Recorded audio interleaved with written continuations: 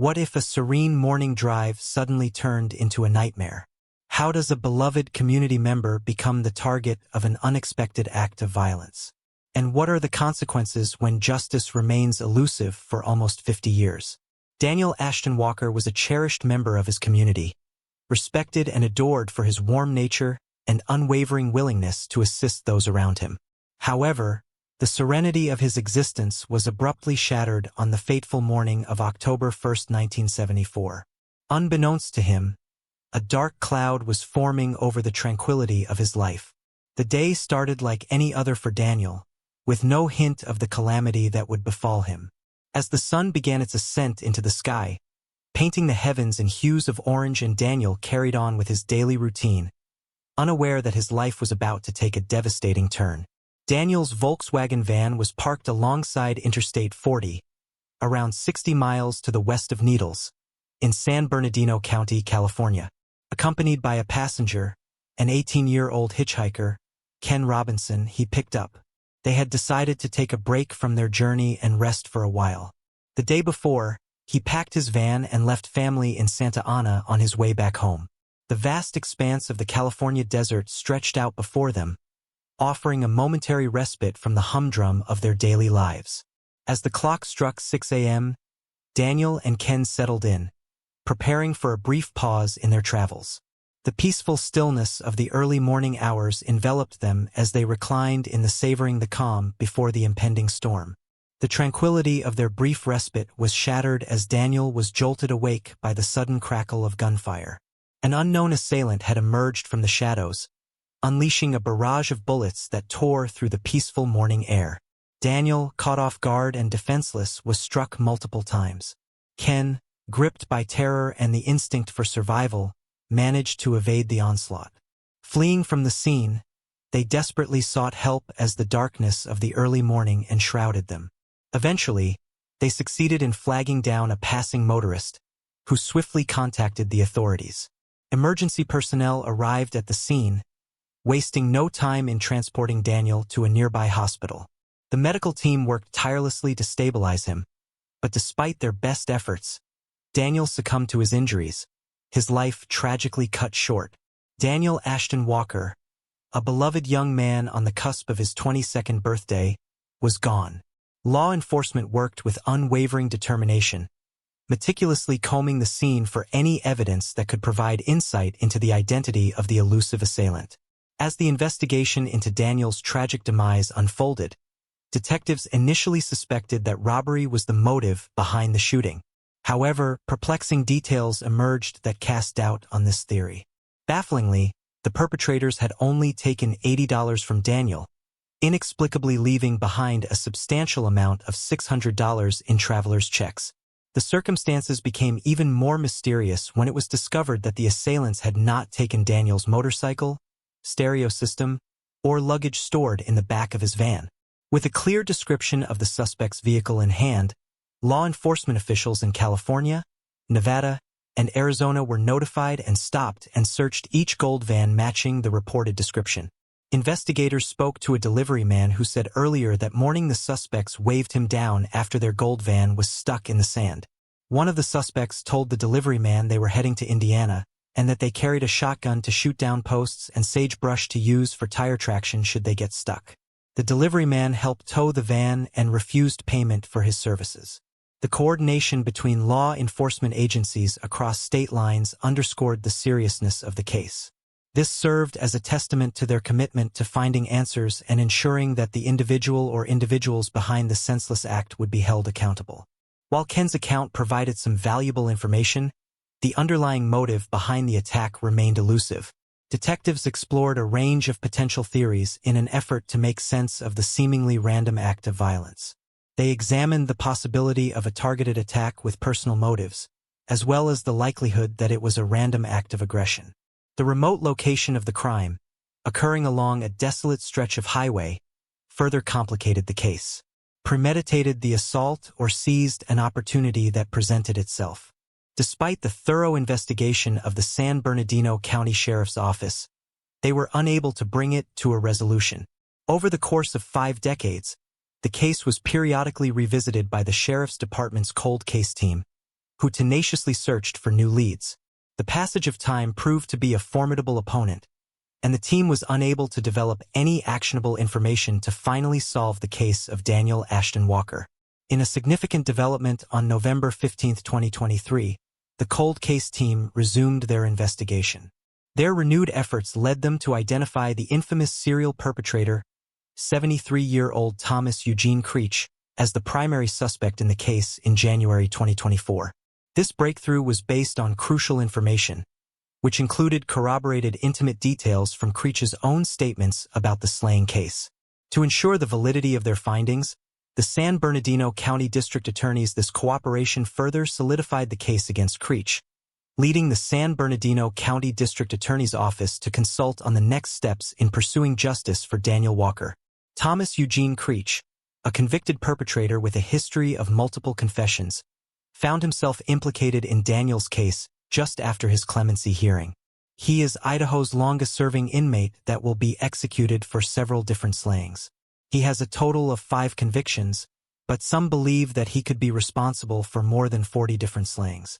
They believe so due to his confession at a trial in 1975 where he admitted to slaying 42 people in more than a dozen states across America. Despite authorities verifying Creech's statements about Daniel's case, his public defender raised concerns about the timing of these revelations. They suggested that past efforts to link Creech to numerous slayings had been unsubstantiated. Ada County prosecutors described Creech as an unrepentant, manipulative sociopath, implying that his recent statements might be a calculated ploy to avoid execution. The gravity of the case and the complexity of Creech's character added further layers of intrigue to the pursuit of justice for Daniel. As Thomas Eugene Creech is identified as the primary suspect in Daniel Walker's case, the community of San Bernardino County nears closure. After nearly 50 years, justice may finally be served in this tragic case of senseless violence, bringing a measure of solace to Daniel's loved ones and the community at large. Daniel's brother, Doug Walker, self-published a book on Amazon titled, Daniel, My Brother, Mystery in the Mojave. Doug said he devoted 2 chapters in the book to his brother's character. In the father's last letter to Daniel, he wrote, "Everyone speaks so highly of you, always and without exception." The San Bernardino County District Attorney's Office have not announced yet whether they plan to extradite and prosecute Creech.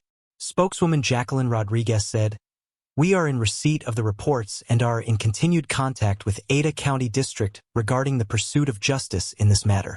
For Doug Walker, justice does not necessarily include executing Creech. He said, "As long as they can prove whoever did it, that is fine with me. Whether they lose their life or not, that is not my decision. That is above my pay grade." Who was Scott Parrish, the respected businessman and community volunteer from Fort Wayne, Indiana? What secrets lay hidden behind his seemingly perfect life? For nearly 18 years, his tragic demise remained a mystery that shook the community to its core. Robert Scott Parrish, a 49-year-old businessman, was the respected owner of Parrish Wallpaper and Paint Incorporated located in Fort Wayne, Indiana. Born and raised in Fort Wayne, Scott had deep roots in the community, where he was widely recognized not only for his entrepreneurial success, but also for his extensive volunteer work with numerous local organizations. Scott was a devoted family man, cherished by his parents Jim and Nancy Parrish, and his siblings Mike, Greg, Tom, and Danny. His dedication to both his business and community made him a well-loved figure in Fort Wayne. Scott's company was more than just a local business. It was a testament to his commitment to quality and service, earning the trust and loyalty of countless customers over the years. Little did anyone know that beneath the surface of this seemingly perfect life lay the seeds of a tragedy that would soon unfold. On the evening of March 29, 2006, around 6:30 p.m., Danny, Scott's brother, and his wife, Patty, became alarmed when Scott failed to appear at work and did not answer his phone. Fearing something was wrong, they went to Scott's house in the 1000 block of Vermont Avenue to check on him. Inside, they made a horrifying discovery. Scott was in the bathroom, unresponsive and with a gunshot wound to the head. In a panic, they called the police immediately. When the police arrived, Danny and Patty explained how they found Scott sitting on the toilet, fully clothed with the lid down and suffering from a gunshot wound. The scene was gruesome, with blood splattered on the wall next to the toilet and dried blood on the cabinet in front of him. It was declared at the scene that Scott had lost his life. He had 2 contact gunshot wounds behind his left ear, one exiting through the top of his head, and the other through his forehead. He also had a through-and-through gunshot wound on his upper arm. Crime scene investigators found a brass-colored, .40 caliber Smith & Wesson shell casing on the bathroom floor near the bathtub. Another shell casing was located on the floor in front of the toilet, close to Scott's left hand. A third projectile was discovered on the bathroom sink. As investigators continued their search, they uncovered an unexpected find: a concealed marijuana grow operation hidden behind a false wall in the basement. Nearby, they found a Black & Decker cordless screwdriver, suggesting recent use. This discovery raised numerous questions. Was Scott involved in illicit activities, or was someone else using his property without his knowledge? Could this illegal operation be connected to his demise? Investigators were now faced with unraveling a complex case where the image of Scott as a respected businessman and community volunteer was suddenly shadowed by the dark secrets hidden in his home. The following day, the coroner officially classified the demise as a slaying case. His wallet was found in the Heartland Church parking lot over a mile away from his home. There was no money in the wallet, but it had his driver's license and library card. In January 2008, police interviewed a witness who had known Scott for 3 years. When questioned about the case, the witness identified a Hispanic man named Derek Rodney Johnson, known as Q, whom the police already suspected. The witness described Johnson, originally from Texas, as someone who often boasted about committing robberies and slayings. On January 22, 2008, another key witness came forward with important information. This witness recounted a conversation with Johnson that took place a few weeks after Scott's life was taken. The witness recalled talking with Johnson in his kitchen on South Lafayette Street, where he showed them 2 marijuana plants growing in a closet. He then claimed that he had taken the plants during a robbery. The witness reported that Johnson admitted to shooting Scott in the head during the robbery, when he attempted to access a gun in a safe in his bathroom. Johnson mentioned that there were several marijuana plants in Scott's basement, but he only took 2 plants and a small bag of marijuana. Further details from the witness indicated that Johnson had possessed 2 .40 caliber guns at one point, but their current location was unknown. On July 31, 2014, detectives interviewed Johnson at the Westville Correctional Facility. He was already in state prison after pleading guilty to 2 counts of aggravated battery and 1 count of criminal recklessness for shooting Leonardo Puentes in Fort Wayne in 2006. He was sentenced to 34 years, and his earliest possible release date for that sentencing is 2029. After being informed of his rights and signing a waiver, he admitted to knowing Scott through a mutual acquaintance, Witness 1, with whom he worked on construction sites. He also revealed that he initially bought marijuana from Scott through Witness 1, and later directly from Scott. He then confessed to carrying 240 caliber Smith & Wesson guns around the time of Scott's having used it during an illegal substance purchase. On July 1, 2015, detectives received a letter from Johnson, who was then at the NCCF Annex in Newcastle. In the letter, he claimed that his gang, Northern Vados Locos, had executed Scott for stealing marijuana and money. He stated that while he knew the identity of the perpetrator, he could not disclose it due to the gang's code of silence. Johnson explained that he had reported Scott to his superiors in the gang and had ordered the hit. He even mentioned receiving photos of Scott after the slaying from the shooter. Johnson clarified that there would be no signs of struggle, as the gang members, frustrated with Scott's deceit, had sat him down on the toilet and shot him, but insisted he never wanted anyone to be harmed. Johnson claimed that the weapon had been passed to someone in his crew and eventually sold to an unknown individual. He described the guns as a matched set, 1 left-handed and 1 right-handed, but denied ever owning twin .40 caliber Smith & Wesson guns.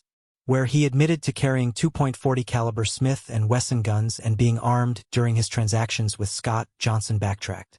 He claimed he had owned many types of guns and was not certain if the bullet came from one of his weapons. For nearly 18 years, the case remained unsolved with no arrests. In 2023, Detective Brian Martin and Detective Darren Strayer began interviewing witnesses again. Finally, in 2024, new evidence and witness testimonies emerged, leading to charges against Derek Johnson. Johnson's motive for the case appeared to be connected to the marijuana grow operation he found in Scott's basement. He confessed to detectives that he had shot Scott in the head and taken the marijuana plants. This breakthrough is a significant development for the Fort Wayne community. It brings closure to the Parrish family and finally delivers justice for the victim after nearly 18 years. Detective Brian Martin credits playing cards that FWPD placed in local jails that feature profiles of unsolved slaying cases, leading to a new interview in the case. Danny said that he had not slept well since that night in 2006. He and his wife set up a memorial bench for Scott at Lakeside Park in Fort Wayne. Derek Rodney Johnson's sentencing date must still be announced. What happened to Dylan Rounds, the 19-year-old farmer from Idaho? How did a young man known for his love of the outdoors suddenly vanish? Is he still alive or not? These questions have gripped the rural communities of East Idaho, where Dylan grew up amidst stunning landscapes in the farming community. Dylan Rounds' parents, Justin and Candace, divorced when Dylan was just 4 years old. This led to him and his younger brother and sister splitting their time between Idaho Falls, where their father lived, and Twin Falls, where their mother resided. Despite the separation, both locations provided Dylan with a profound connection to the outdoors, a central aspect of Idahoan life. From a young age, he developed a deep love for the wilderness, finding solace and excitement in the great outdoors. Whether hiking through dense forests, fishing in clear mountain streams, or simply exploring rugged terrain, Dylan's affinity for nature was evident. The young man, renowned for his adventurous spirit and love of the wilderness, was reported missing on May 28, 2022. He talked to his grandmother over the phone that morning, telling her he was putting the grain truck into shelter. And then, he was not heard from again. Dylan, who had been living in an RV camper near the Nevada-Utah border in Lucerne on his own farm property, suddenly vanished. This sparked a slaying investigation that would unravel a disturbing series of events. The investigation quickly uncovered troubling evidence. During the initial search for Dylan, deputies discovered a pair of his boots near his farm. One of the boots bore a bloodstain, confirmed by DNA analysis to be Dylan's, with a man called James Brenner's DNA also found on the boots. This suggested possible tampering after Dylan's disappearance. Brenner was known to be a squatter residing on Dylan's property around the time of the young man's disappearance. According to Dylan's parents, Brenner was among the last people Dylan had contacted before he went missing. Subsequent scrutiny of Dylan's phone records revealed activity on the day he vanished at a remote property in Lucerne. The last signal from Dylan's phone was traced to the Lucerne Pond. A thorough search of the area led to the discovery of Dylan's phone. Digital forensic analysis of Dylan's phone unearthed a time-lapse video taken around the time of his disappearance. The video showed Brenner cleaning a gun, his arms and shirt visibly stained with blood. Authorities analyzed the shirt and confirmed the presence of Dylan's DNA. The accumulating evidence strongly pointed to Brenner's involvement in Dylan Rounds' disappearance and probable demise. As investigators continued their work, Dylan's family and the community awaited justice, hoping for answers that would bring closure to this tragic case. Brenner faced serious charges in March 2023 of first-degree felony and abuse or desecration of a human body. Also, a third-degree felony based on compelling evidence gathered during the investigation. Prosecution built their case on several key pieces of evidence. The time-lapse video, the shirt Brenner wore in the video that revealed traces of Dylan's DNA, and the DNA on Dylan's boots that were discovered during the initial search efforts. Beyond the evidentiary discoveries, Brenner's troubling criminal history was highlighted during the investigation. He had a documented past of violence and had previously been convicted of being a felon in possession of a firearm. As legal proceedings progressed, Dylan's family and the community held on to hope for justice and closure in the devastating case. The weight of the evidence and Brenner's background painted a grim picture, leaving authorities and the public alike eager for the resolution of this tragic story. The investigation into Dylan's disappearance and presumed demise remained ongoing, with authorities diligently working to recover his body. The search efforts have been intensive, spanning the areas where Dylan was last seen and focusing on locations linked to the evidence gathered in a case against Brenner. The detectives could not find Dylan and the search went cold. Box Elder County Attorney's Office made a plea deal with Brenner. In order to lower his charges, he was required to disclose the burial site of Dylan's body. Finally, almost 2 years later, on April 9, 2024, Dylan's skeletal remains were recovered in the remote western Box Elder County area of Lucerne. He lost his life due to a gunshot wound to the head. Dylan's family has established a dedicated website and Facebook page. These platforms' initial purpose was to provide updates on the investigation's progress, share information about ongoing search efforts, and offer a means for the community to contribute tips or information that could aid in the search for Dylan. Now that he was found, they used the platforms to help with other efforts to search for missing people around the country. Dylan's story is a reminder of the impact of violence and the community's determination to seek the truth. On July 1, 2024, more than 24 family members of Dylan's attended the sentencing. Dylan's father spoke to Brenner and said, "Dylan helped you out so many times, and this is how you repay him. I just hope for the rest of your life you think about this." Dylan had paid Brenner to work on his farm and even shared meals with him at times. Brenner did not address the court and has not disclosed additional information about what transpired, leading him to take the life of Dylan. When asked if he would stand and face the family of Dylan and other friends and supporters gathered in the courtroom, he declined. James Brenner was sentenced to serve up to 30 years in prison. The judge is going to advise the parole board to keep him in prison as long as possible because of his lack of empathy. Dylan's mom said it does not necessarily put her to rest, but this court part of it and the anxiety of the consistently waiting, what is going to happen, when is it going to happen, what if it does not happen, that part we can finally lay to rest. Another family member had the following to say: "While we had hoped for a different outcome, we have known since the start Dylan was no longer alive. This recent development means the investigation has gone full circle, and now we can finally bring Dylan home and close this chapter." On a crisp October night in 2014 in the suburbs of Longueuil, Quebec, Canada, 23-year-old Janique Delcourt was savagely attacked on a bike path. Her life cruelly cut short by a brutal assault. The case baffled investigators and haunted the community, while the unknown perpetrators seemed to vanish without a trace. For years her family and friends held on to hope, even as leads grew cold and answers remained elusive. Then, nearly a decade after the brutal crime, a breakthrough would reignite the quest for justice.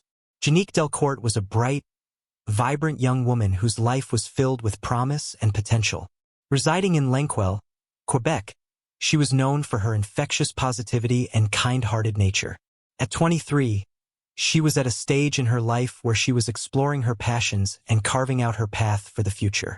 In her free time, Janique enjoyed outdoor activities, including walking and cycling, often taking advantage of the scenic bike paths around Longueuil, a pastime that would abruptly end and brutally cost her life. Janique Delcourt's routine evening walk home from work turned into a horrifying nightmare on a poorly lit bike path. As she made her way along the familiar route, enjoying the solitude of the area, she was suddenly attacked with an iron bar and her life was brutally ended. Her friends and family were left grappling with grief and unanswered questions, prompting an outpouring of support and calls for justice. Immediately following the discovery of her body, Longueuil police responded swiftly. They launched an intensive investigation into the circumstances surrounding the case. A year after Janique's life was taken, a small white cross and commemorative plaque were erected in her memory near where she was assaulted. At the same time, Monique Delcourt, Janique's mother, started a petition. She says that the government is not doing enough to support the families of crime victims. Since her daughter's life ended, she has had trouble sleeping, had to stop working, and has not been able to afford to pay for therapy sessions to get professional help. She said, "I am asking for them to recognize parents of slain children as victims." She wants the government to provide more services and financial support. According to her, the government should pay for all psychotherapy sessions for parents who lost a child in a violent crime for as long as it is deemed necessary by their doctors. She also says parents should be reimbursed for damages if they are no longer capable of working as a result of their child's demise. Over the ensuing years, the investigation into Janek's case remained active, with periodic updates from authorities who promised Janek's family that they were committed to finding the perpetrator. Advancements in forensic technology and persistent police work kept hope alive for Janek's loved ones, who endured the agonizing wait for answers.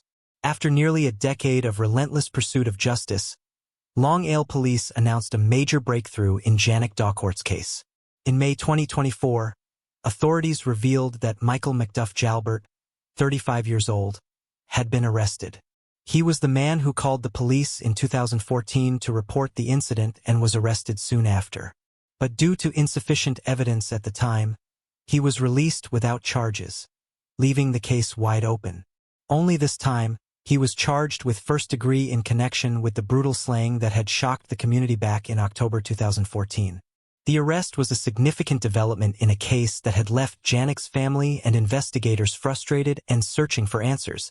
Chief Inspector Pierre Duquette of the Long Hill Agglomeration Police Service described the investigation as complex. He emphasized that advancements in forensic science had finally yielded critical new evidence. Details of the breakthrough were withheld to protect the integrity of the ongoing judicial proceedings, but Duquette assured the public that the determination to seek the truth and provide closure to Janek's family had never wavered. He expressed gratitude for the resilience and patience shown by Janek's parents, Monique and John Gondolfo, throughout the years. The community, deeply affected by Janek's tragic demise and the long pursuit of her perpetrator, responded with a mix of relief and sad reflection as news of the arrest spread.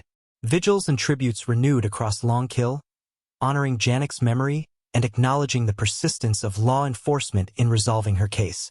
Janek's father told journalists outside the courtroom that though nothing can bring his daughter back, his family can get some sort of closure.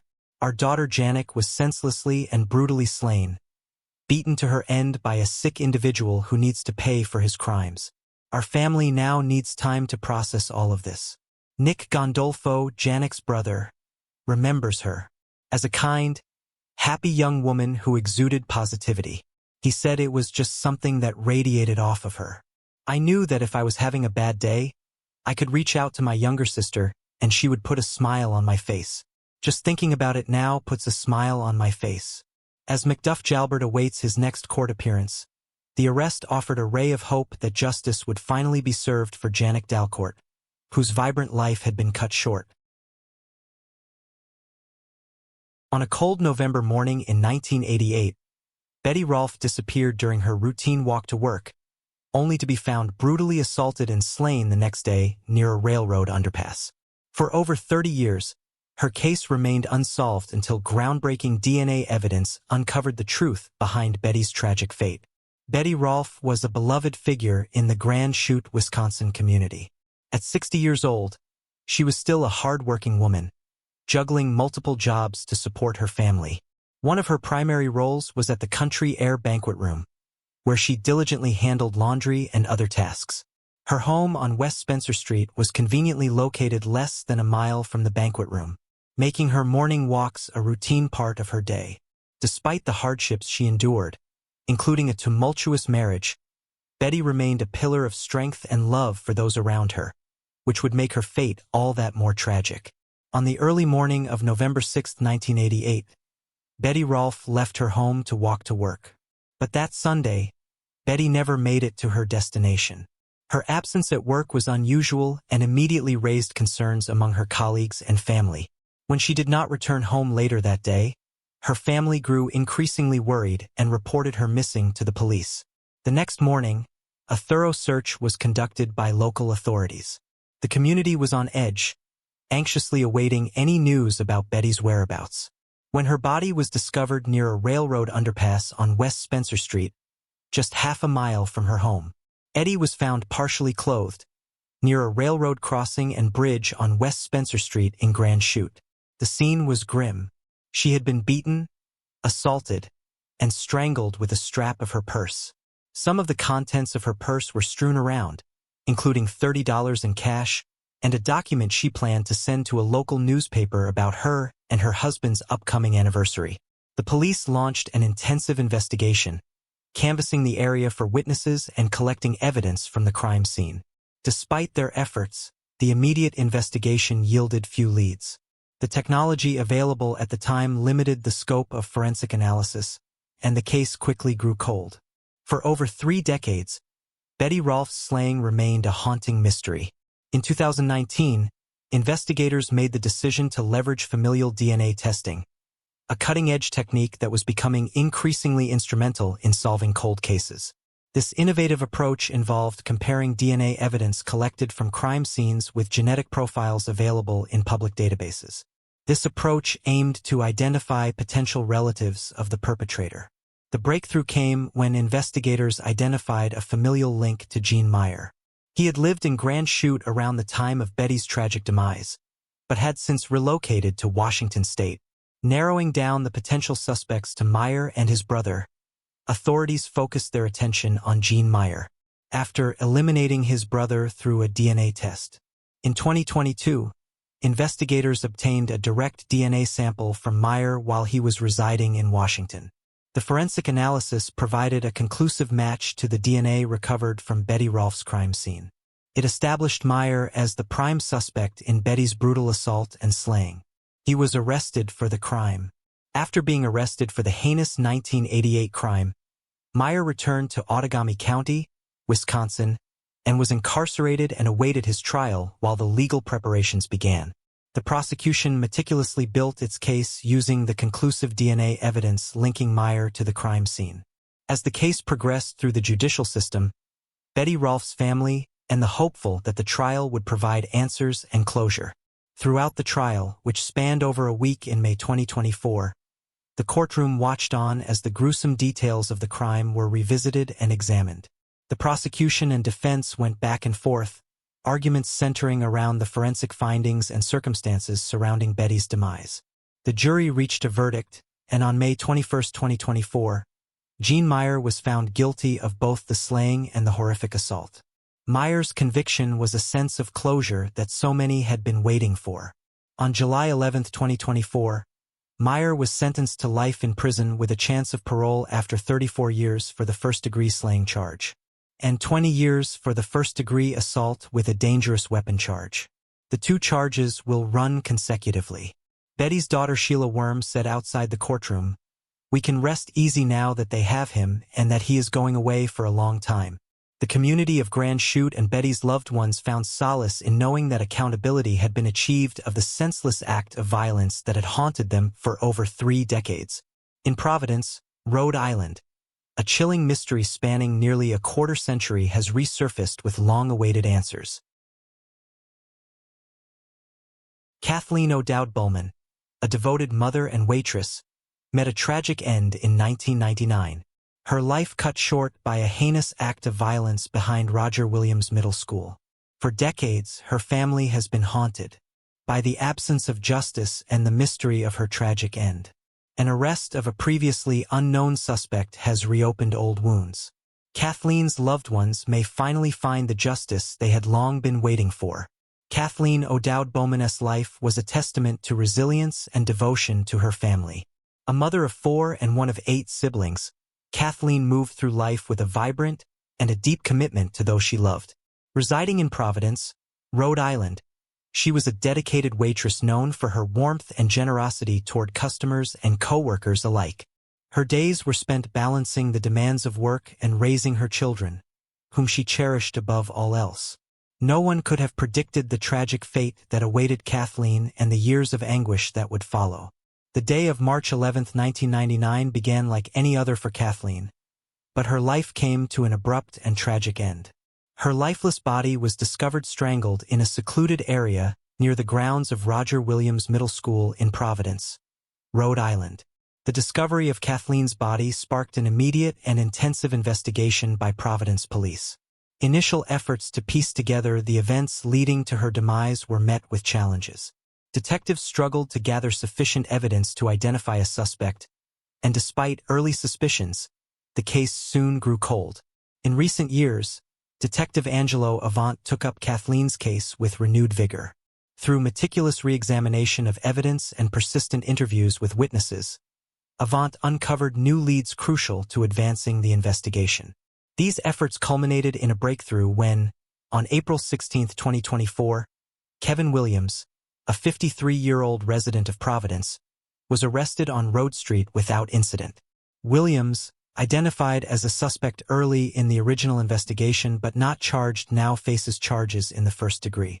His arrest was a breakthrough moment in the long quest for justice for Kathleen and her family. The legal proceedings began with Williams' arraignment on April 17, 2024, where the indictment was unsealed in Providence County Superior Court. Attorney General Peter F. Nerona emphasized how violent crimes impact victims' families, and praised Detective Angelo Avant and the Providence Police Department for making progress in the case. Colonel Oscar L. Perez Jr. also commended the police for holding Williams accountable. In addition to the charge in Kathleen's case, Williams faces charges in Providence's 6th Division Court for violating a domestic no-contact order related to another domestic violence case.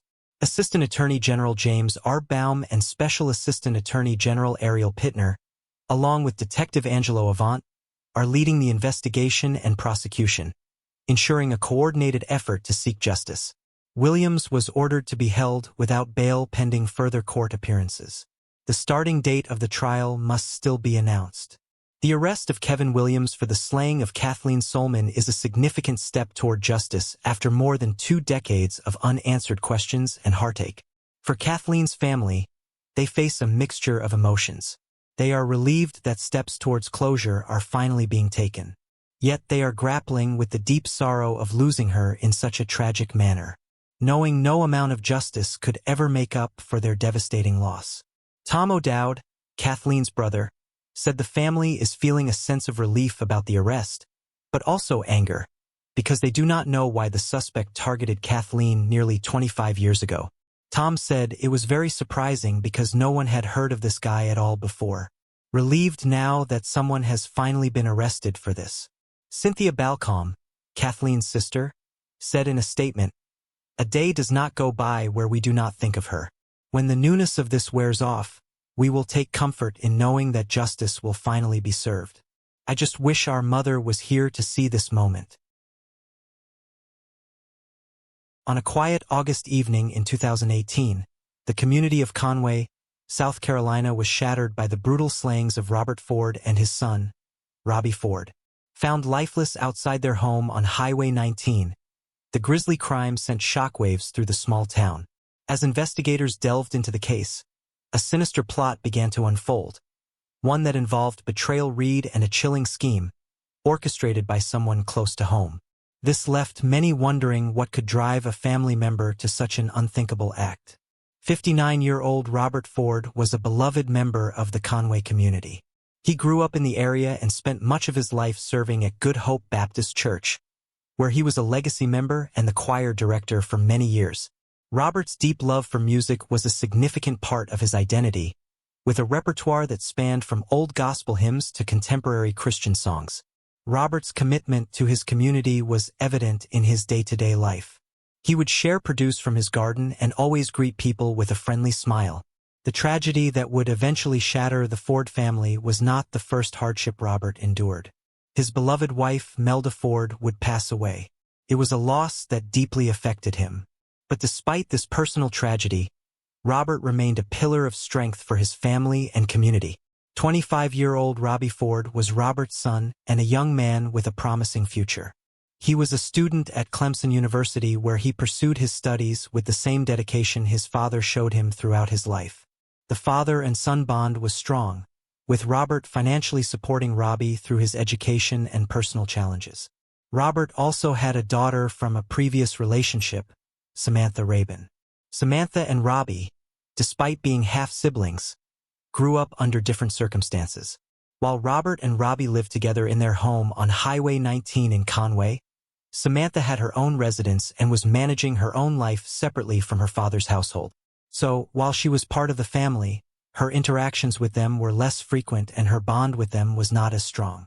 By outward appearances, it seemed that the Ford family were like any other, but there were dark motives at play that would soon cost the lives of father and son.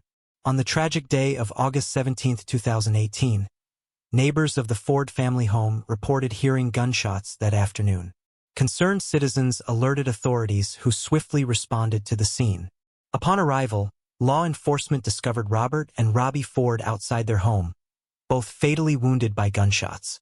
The crime scene painted a grim picture of calculated violence. Investigators found evidence suggesting a deliberate attempt to erase any trace of the perpetrator's identity. A vehicle linked to the Fords was discovered nearby, set on fire in an apparent effort to destroy crucial evidence.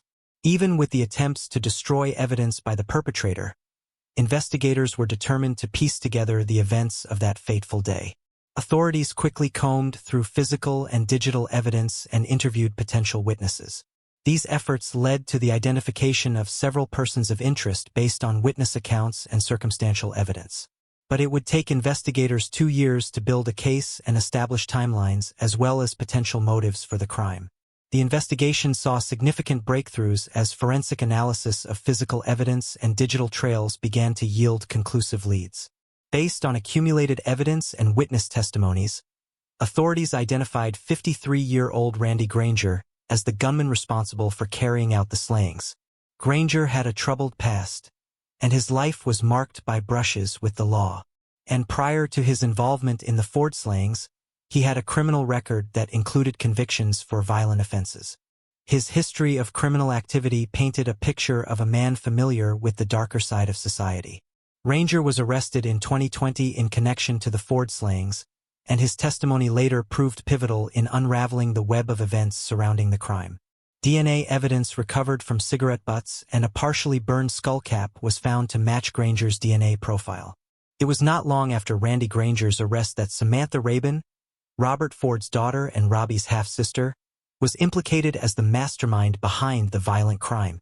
It seemed that the motive was to claim a significant inheritance, including insurance money. Samantha had promised Granger $20,000 to carry out the slayings. The recent Martin, Granger's girlfriend, was also charged with being an accessory after the fact. Martin had allegedly facilitated a connection between Samantha and Granger and drove Samantha to and from the crime scene. The court proceedings were complex and extended over several years, involving multiple testimonies, forensic evidence, and legal arguments.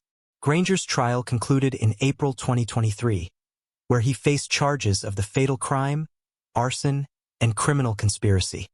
His testimony about his involvement was corroborated by DNA evidence and the testimony of Martin, and was sentenced to 2 consecutive life terms without the possibility of parole, plus an additional 20 years for arson and criminal conspiracy. Samantha Rabin's trial concluded in February 2024. She faced charges of fatal violence, conspiracy to commit the slaying, and solicitation of it. And various forensic experts, with evidence including text messages and phone records showing Samantha's coordination with Granger and Martin. The prosecution emphasized the financial motive, focusing on the significant inheritance Samantha stood to gain from the demise of her father and half-brother. 15th Judicial Circuit Senior Assistant Solicitor Lee Andrew Waller said, Samantha had a million reasons to do this. She described the elder Ford's assets, including a 401k investment accounts with Edward Jones, life insurance, a home, and $100,000 in a bank account. Upon Robert's demise, Robbie Ford would have been the primary beneficiary. She also said that Samantha was residing in a single wide trailer with her husband and 3 children, subsisting on $30,000 a year at the time of the slayings. She later moved into her deceased father's home.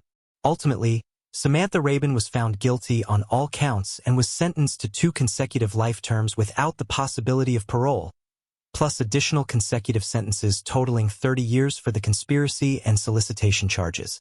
Teresa Martin's case was resolved through a plea deal, where she pleaded guilty to being an accessory after the fact. Her testimony was crucial in the trials of both Granger and Samantha, detailing her role and the involvement of the other 2 perpetrators.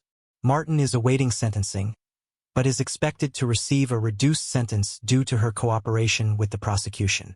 While the Ford family seemed to have a fair share of secrets, the tragic case of Robert and Robbie Ford has left a lasting impact on their community. Their untimely demise shocked and saddened all who knew them, and despite the betrayal surrounding the crime, the community finds some solace in the justice search. The holiday turned into a nightmare when a mother woke up convinced something was wrong. And it was. The gruesome events of the night would lay shrouded in mystery for 36 years.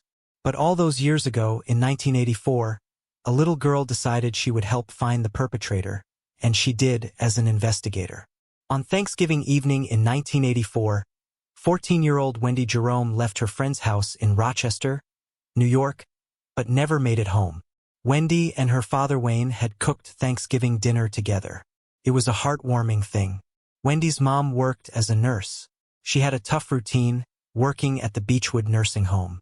After dinner, Wendy was helping out her father with the dishes while her mother went to take a nap upstairs.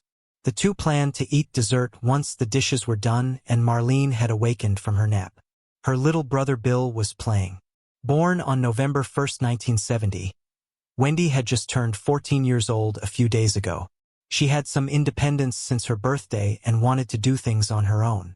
Wendy asked her father if she could walk over to her friend Susie Keller's house. It was not that far, just a few blocks away. It was her friend's birthday the following day, and Wendy wanted to give her a birthday card. Wayne allowed it since her curfew was 8 p.m. anyway, and it was 7, which meant she would be back in no time. Waking up with a sudden, overwhelming urge to find her daughter, Marlene was uneasy. She had a bad feeling and ran down the stairs hastily asking, "Where's Wendy?" Wayne reassured Marlene that Wendy was visiting a friend and would be home soon, urging her not to worry. By 8:15 p.m., panic set in as Wendy was still not home. It was only 15 minutes past her curfew, but it was still worrisome as she was never late. Early maybe, but never late.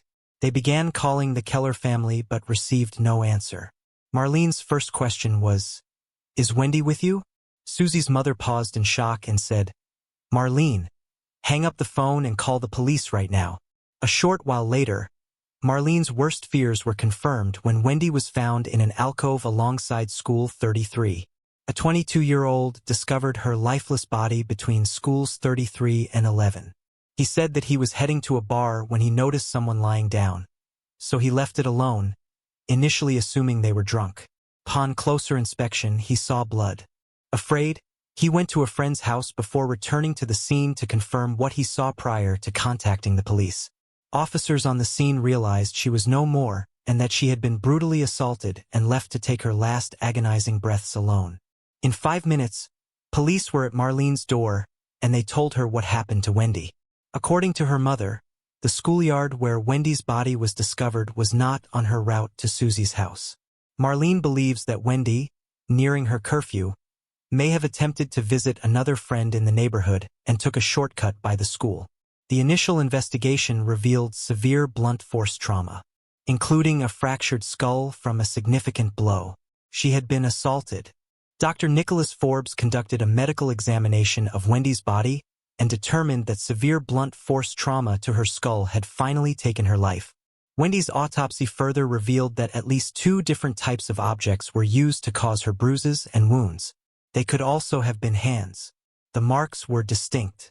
They were both blunt force trauma with any object and sharp force trauma caused by something that would cut through her body. Could have been a knife or a piece of glass. The family could not overcome this tragedy. Wayne and Marlene divorced because deep down she blamed her husband for what happened.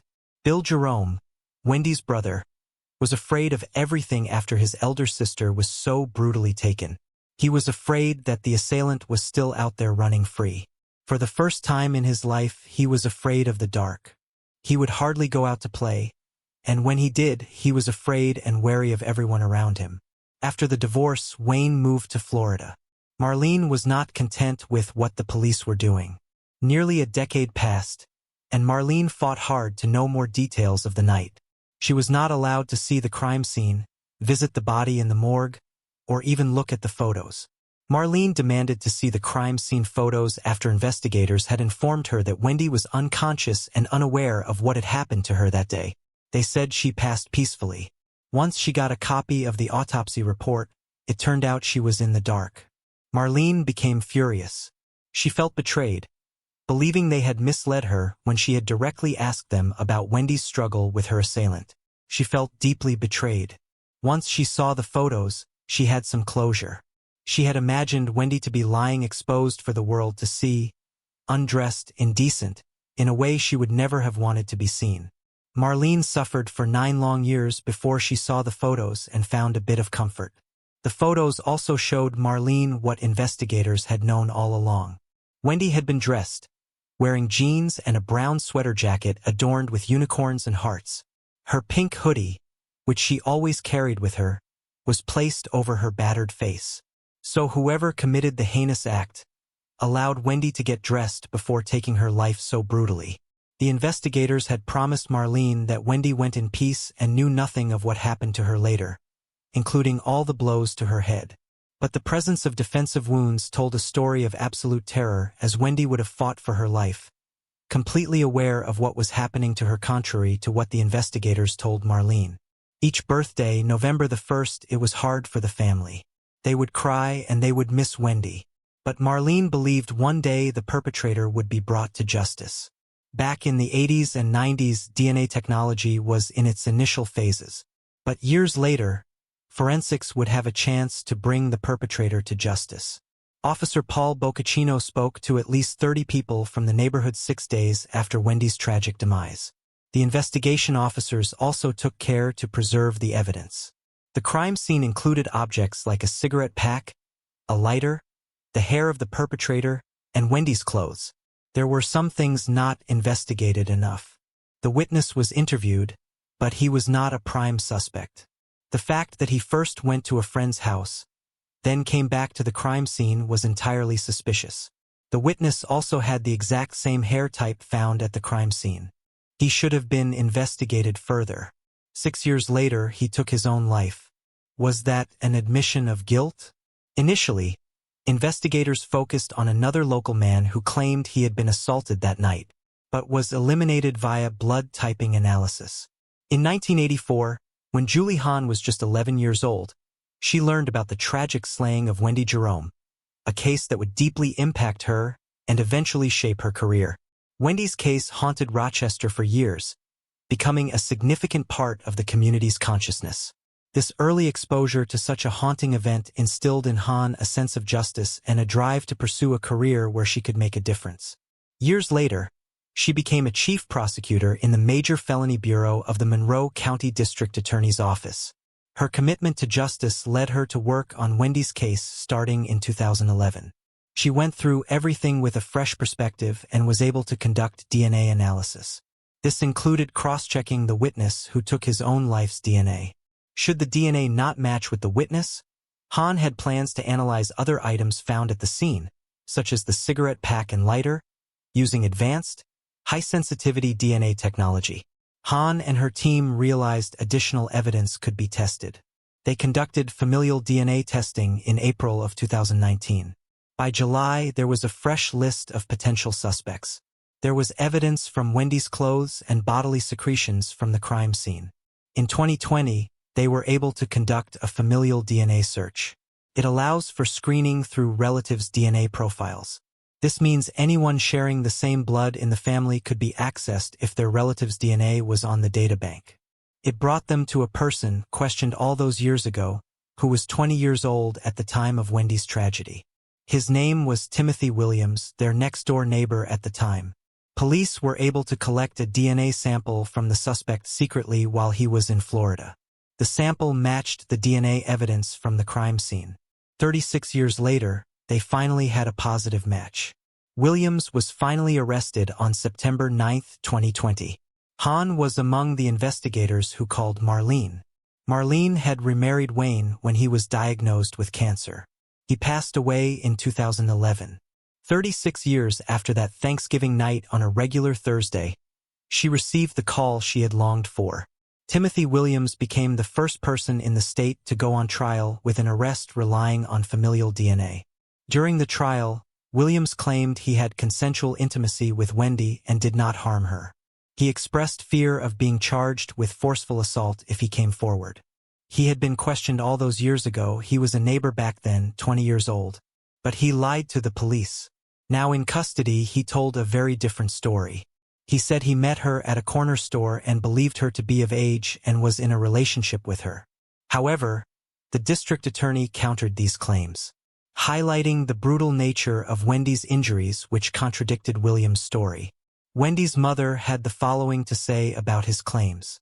"My daughter Wendy was the sweetest, the most caring little girl in the whole world. I just want everybody to know no matter what was said, it was not true, and she was and always will be my heart." Initially, the trial faced a setback with a mistrial due to juror misconduct. However, a subsequent trial led to Williams being found guilty of 3 counts of second-degree slaying. On April 17, 2024, New York State Supreme Court Justice Alex Renzi sentenced the 60-year-old Williams to 25 years to life in the New York State Department of Corrections.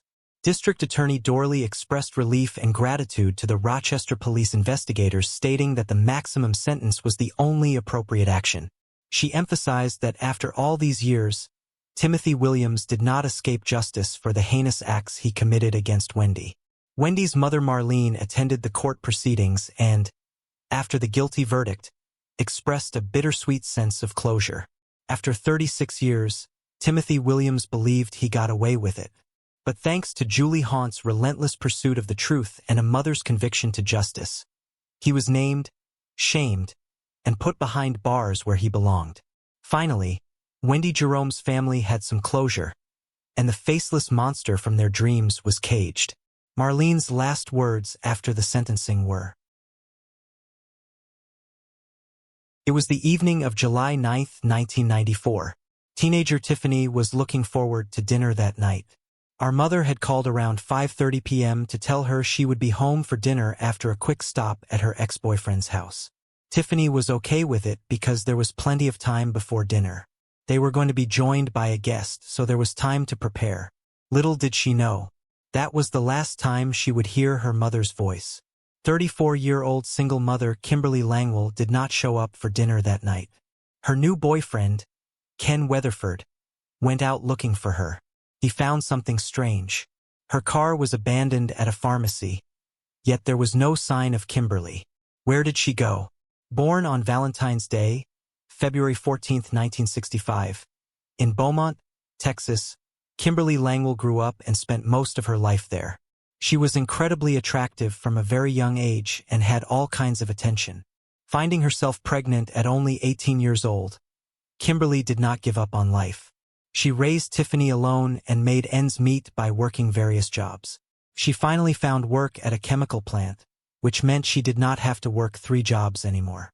A mobile oil refinery, to be precise. She wanted to give her daughter the best life that she could. Kimberly had just gotten out of a bad relationship. Her ex-boyfriend, Terry Rose, regretted many things about their relationship, one of which was being physically abusive toward Kimberly. After living together for 7 years, the two split up, something Tiffany welcomed as she was not happy with her mother dating this man from the start. But the two remained on civil terms, friends, if one could call it that.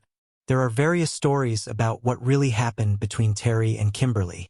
According to Kimberly's sister, Susan, he was increasingly possessive to the point where Kimberly did not feel safe with him. She even warned her family that if anything happened to her, they should suspect him, as he had threatened her life and exhibited violent behavior. Kimberly had gone as far as providing potential locations where her body might be found if she went missing, but others said Kimberly cheated on him with a friend, causing them to go their separate ways. Yet Terry showered her with expensive gifts. He would give her cash and presents like a $500 vacation trip to Cancun, just to get her back. But the trip she said she would go on with girlfriends turned out to be a vacation with a new man.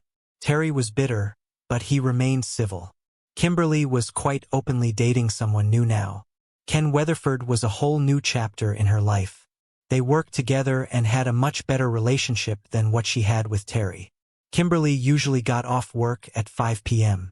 Between 5:15 and 5:30, she told her daughter she would stop by Terry's house to help him.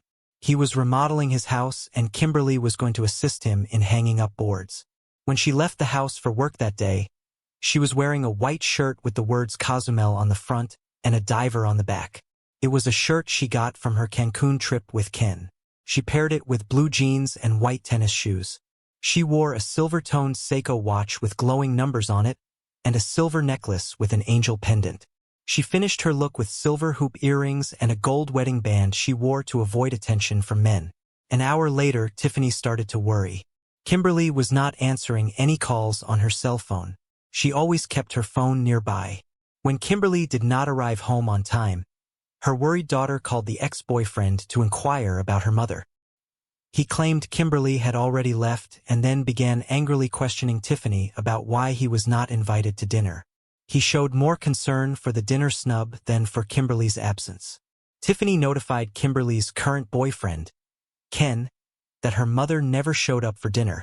Concerned, he went looking for her at local shops, bars, and regular hangouts. He found her 1994 Nissan Altima abandoned at an Eckerd's pharmacy located at the corner of Dallin Road and Flynn Boulevard. Her purse and keys were missing, but her cell phone and other personal items were left in the car. This was highly suspicious since Kimberly was known to always be on her phone. Given her fear of her ex-boyfriend, it seemed unlikely she would part with her cell phone, especially if she needed to contact her daughter in an emergency.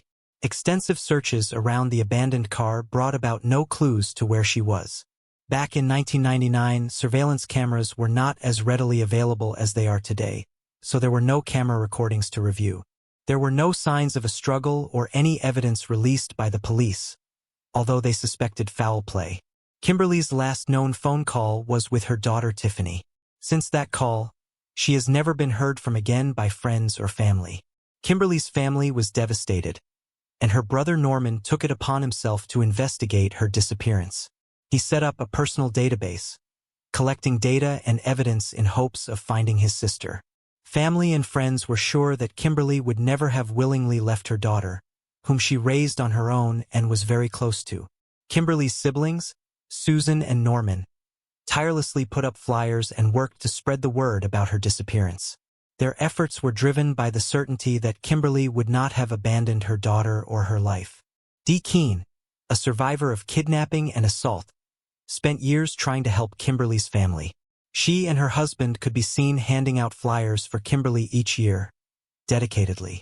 Penn was quickly ruled out as a suspect, since he had alibis and was actively involved in the investigation. But officers focused on Terry Rose, whom she had lived with for 7 years just 6 months before her disappearance. Terry managed a wrecking yard and towing operation in Beaumont called Terry's Wrecker Service. It was easy to dispose of a body.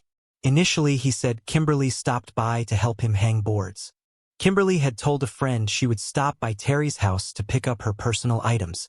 Perhaps seeing her in a Cancun shirt reminded him of her betrayal. He had also conveniently told the officers he was home alone before he went to the corner pocket pool hall that shared a parking lot with the Eckerd pharmacy. He went around 9:45 p.m., and so he already had an explanation of why his car might be spotted there. Another suspect was Kimberly's co-worker, 49-year-old Frank McCormick.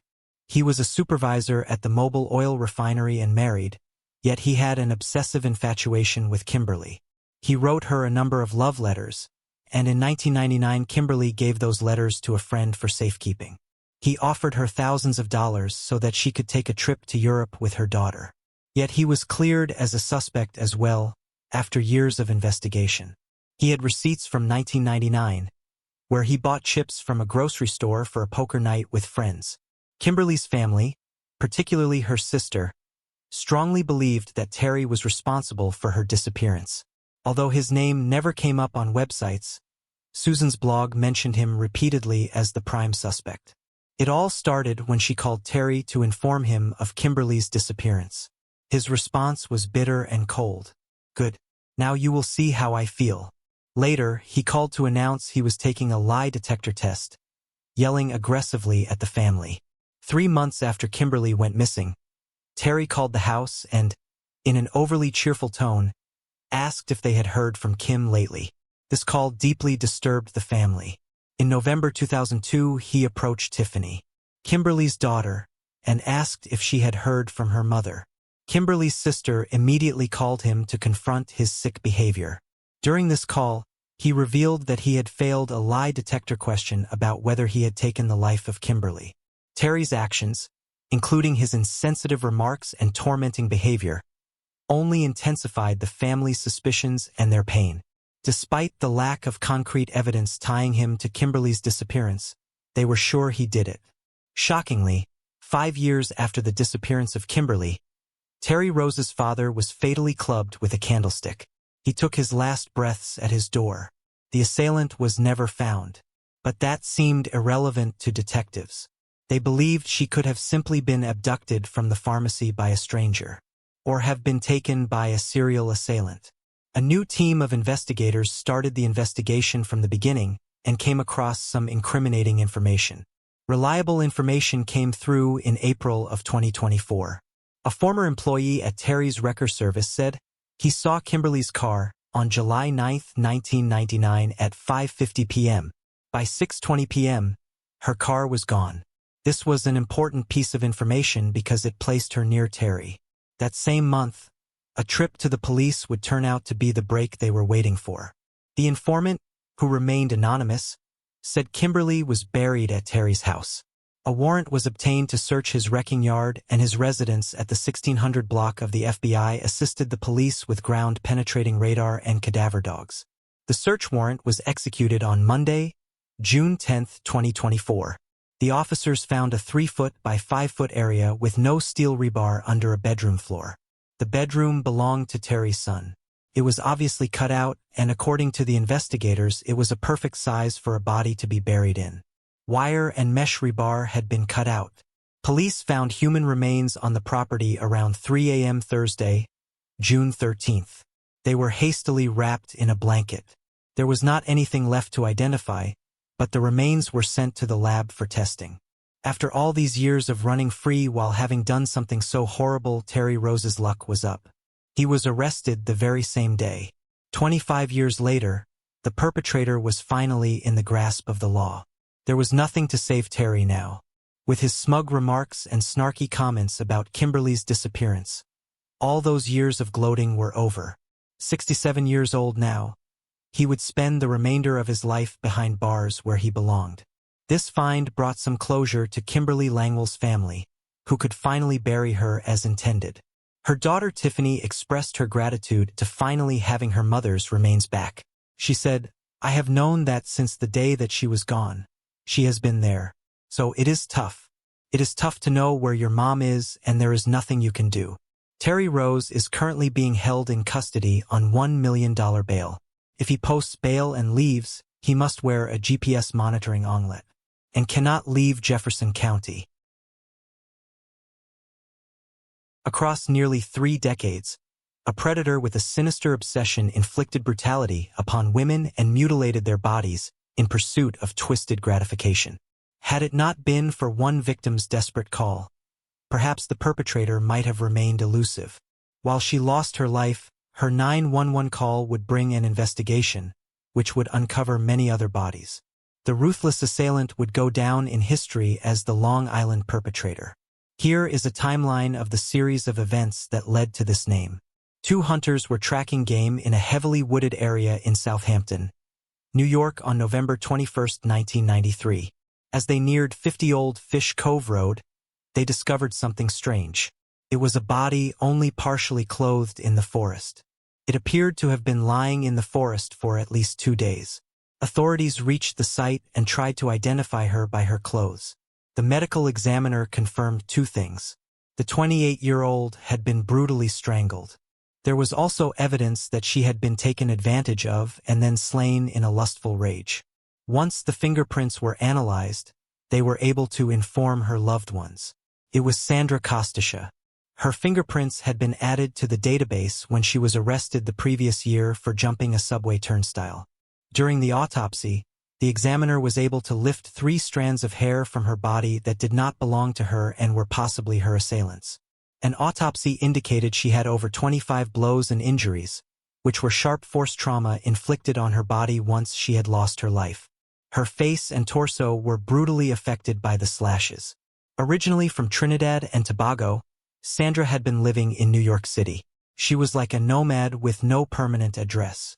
Her last address on record was in Queens, but she was not living there when she lost her life. There were rumors that she was an escort, but that was never confirmed.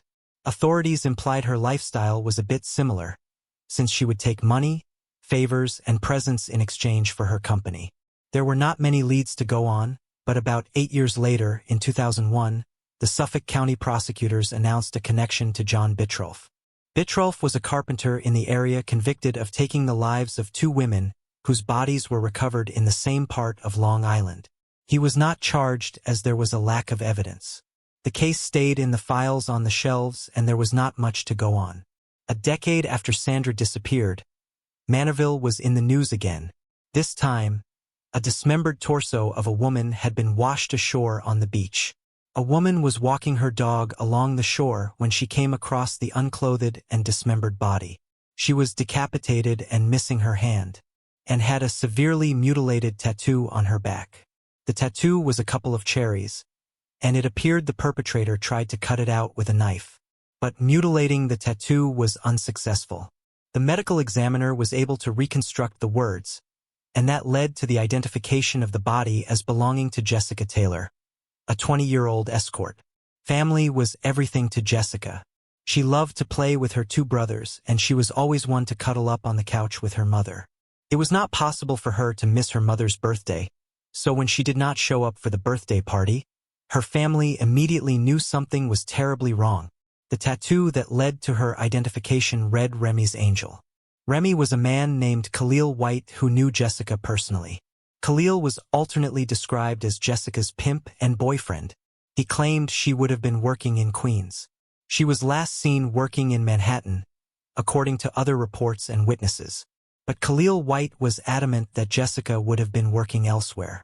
Born in New York City in 1984, Jessica fell into hard times and became an escort. She was on record for being arrested in Atlantic City and Washington, D.C. Eventually, after moving to New York a month before her demise, she was arrested in the Big Apple as well.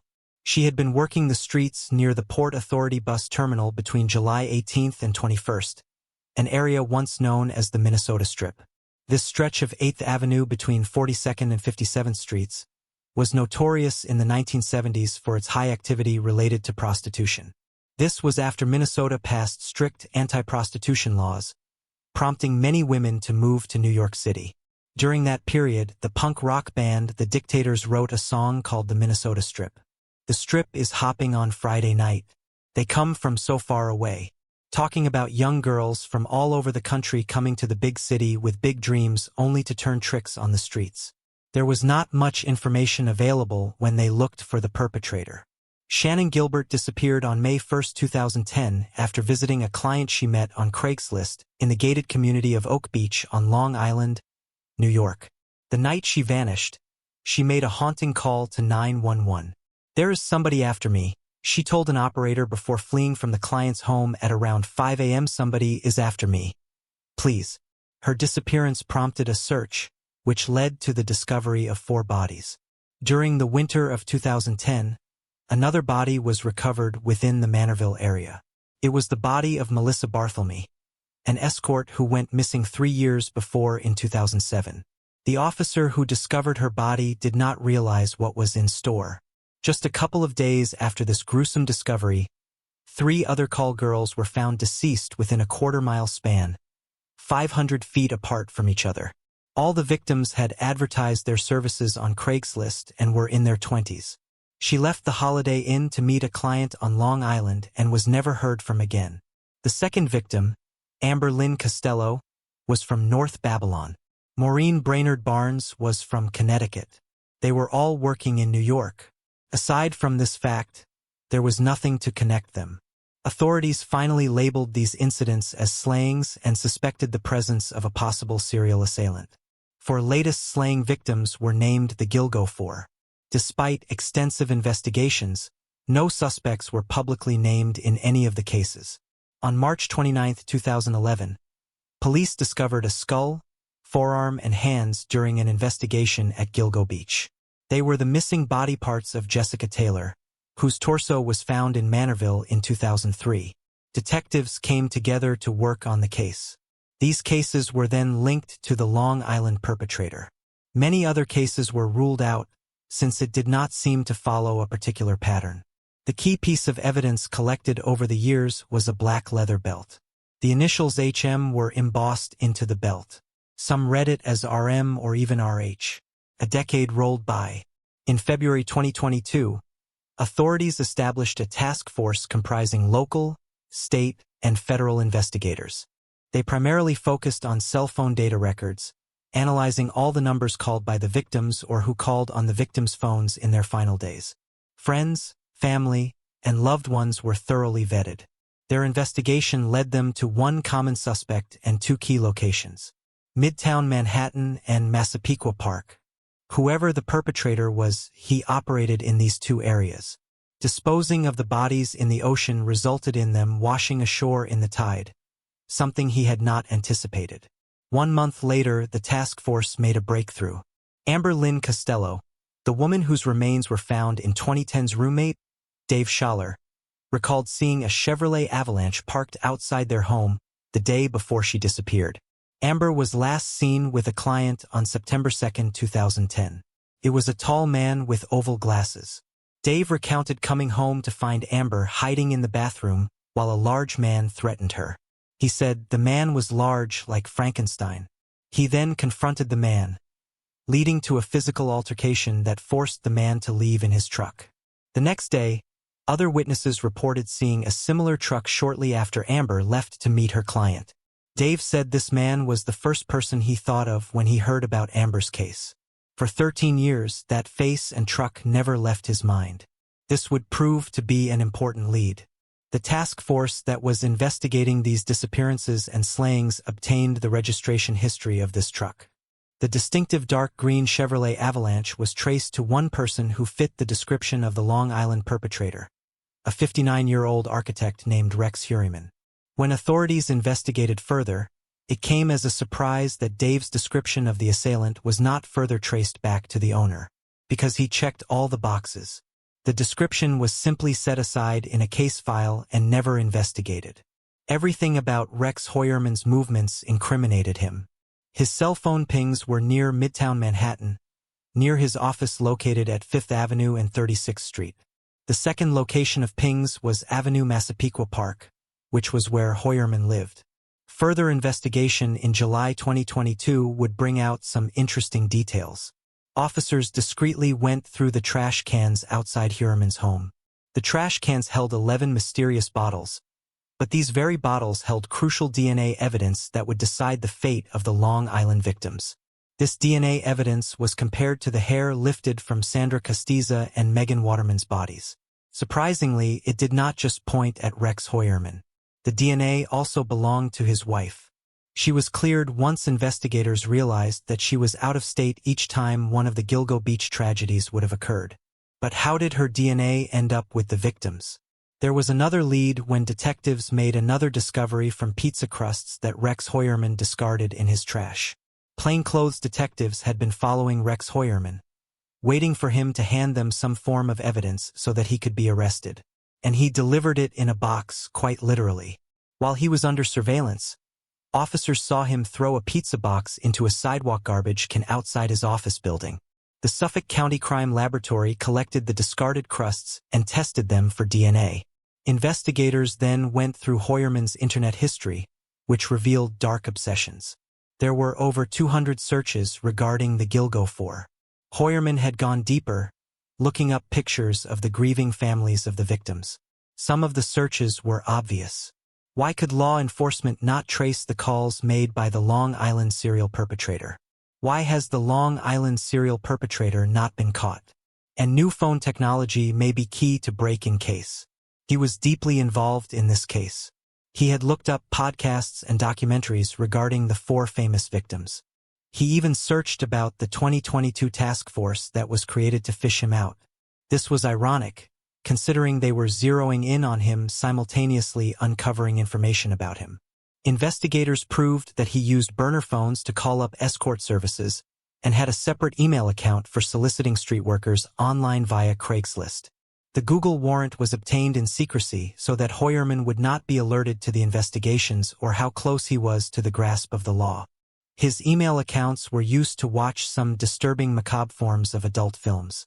They were mostly torture films of women and children being abused in all ways possible. He even used this account to exchange selfies with future intimate companions. Further investigations uncovered additional suspicious details that, although not directly related to the case, provided insight into his background. Courts against drivers. He alleged severe and permanent injuries from car accidents. According to court records, 3 of these cases were resolved through settlements or discontinuation, while the most recent one remained ongoing. During an April 2018 deposition for one of the cases, Hoyerman shared information about his personal and professional life. He stated that he still lived in his childhood home in Massapequa Park, Long Island, with his wife of 22 years, daughter and stepson. When asked about sports, he mentioned that his only competitive activity was rifle shooting. As a gun enthusiast, Hoyerman possessed an impressive collection of firearms. Hoyerman had also defaulted on taxes for over a decade. Nassau County records show that he was served with 6 tax liens that were filed by the IRS between 2010 and 2021. His tax debt exceeded $425,000. Police began compiling evidence to build a case against him and arrest him. Who is Rex Hoyerman?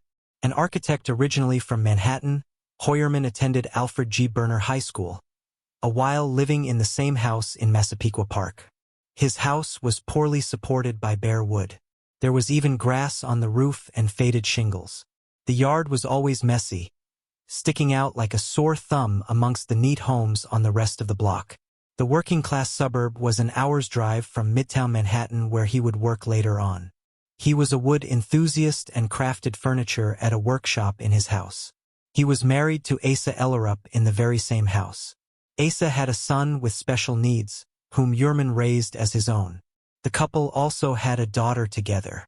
An architectural consultant in Manhattan since 1987, Rex Hoyerman worked on significant projects with the city, and for notable clients such as Cipriani. Steve Kronberg, a property manager who worked with Hoyerman for 30 years, described him as a big goofy guy, a little bit on the nerdy side. In contrast, others like Nicholas Furshaw, a neighbor, characterized Hoyerman as creepy and unapproachable, someone who seemed to lurk in the shadows, advising their children to stay away because he was not very welcoming to trick-or-treaters. Hoyerman was known as an average man who followed a daily routine, heading to the Massapequa Park station dressed in a suit and carrying a briefcase. According to a neighbor named Barry Auslander, Hoyerman appeared to be a typical businessman, someone who blended in without drawing suspicion. He was neither exceptionally charismatic nor particularly unpleasant. Hoyerman was the president of an architectural firm he founded in 1994, RH Consultants and Associates, where his daughter Victoria Hoyerman was also employed. The firm is reputable, with clients including Catholic Charities, NYCDEP, and Sewerage Treatment, American Airlines, and other major tenants at JFK International Airport. An interior designer who was part of the same networking group as Hoyerman claimed he left her unsettling voicemails despite them never having worked together or met in person. He left these voicemails at the end of February after she had finished her involvement with the group. Their connection was solely through the networking group. In February of 2022, while the task force was being set up to zero in on Hoyerman, he was invited on a YouTube realtor show, Bonjour Realty. It gives a glimpse into the personality of Rex Hoyerman as he described himself to Antoine Amira. His 18-minute interview shed some light on his personality and how he read up on building and administrative codes and kept a library of books that are considered obsolete. By June 12, 2023, the lab had proof that the mitochondrial DNA profiles from the male hair found on Megan Waterman and the DNA swab from the pizza were the same. This was an exact match to the scene of the crime and a first-hand sample of DNA, which provided them with a warrant. They could then move ahead and get their man. Detectives also believe that Hoyerman had quite possibly slayed his victims inside his Massapequa Park home in Long Island, New York. His wife and children were also away visiting another state when he was carrying out such atrocities. After a lot of secrecy, they had enough to bring him in. There were confirmed reports of a soundproof secret chamber in the house. According to Rex, Hoyerman also had more than 279 licensed weapons with 90 pieces of arms known to others. Quite a gun collection, and all the more reason to avoid risking a shootout. They had to be discreet and quick when arresting him. On July 23, 2023, he was walking on the sidewalk in Midtown Manhattan. Unbeknownst to him, plainclothes officers were surrounding him in an attempt to arrest him without resistance. To their surprise, Hoyerman came almost willingly without any emotions. Not even surprised, he was just incredibly quiet. After his arrest, authorities arrived at his house in Massapequa Park to confiscate his electronic devices, which might contain crucial evidence. During this time, they also informed his wife and children about the charges. At the time of his arrest, his family was at home. As the police cars arrived with sirens blaring, Asa and her children were in shock and bewildered. Neighbors came out to witness the commotion, unable to believe that the seemingly ordinary architect next door, who worked a regular 9-to-5 job, was a dangerous individual. Although reports of a soundproof vault were debunked, authorities did find a large vault in the basement, secured with a heavy iron door. Inside, it contained a substantial cache of arms and ammunition, all belonging to Hoyerman. Turns out, Rex Hoyerman even had ties to Hollywood, as tweeted by famous actor Billy Baldwin. Tweet read, "Woke up this morning to learn that the Long Island serial perpetrator suspect was my high school classmate, Rex Hoyerman."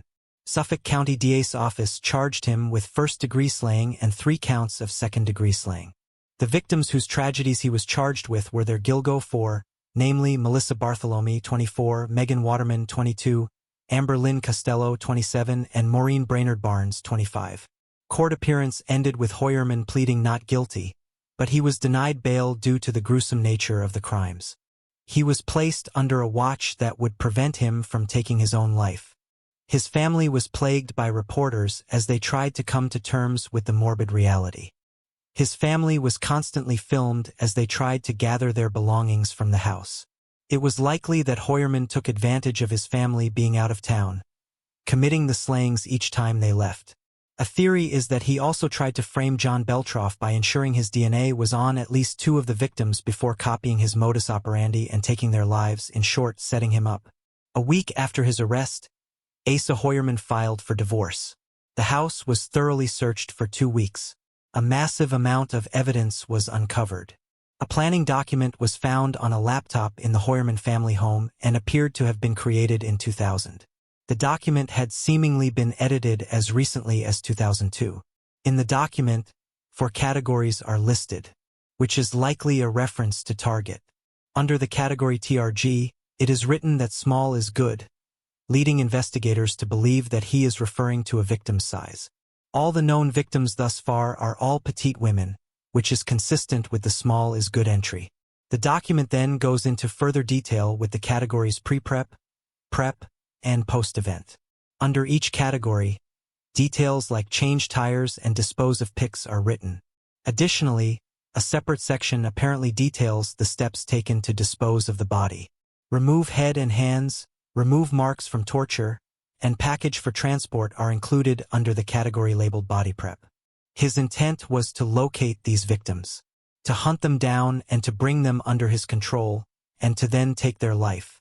Criminal analysts believe that Hoyerman conceivably took lives even after 2010. These were simply the victims that became publicly known.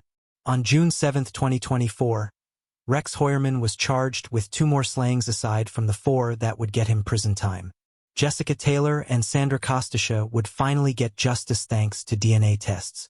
The hair lifted from their body was a positive match for Rex Hoyerman's DNA.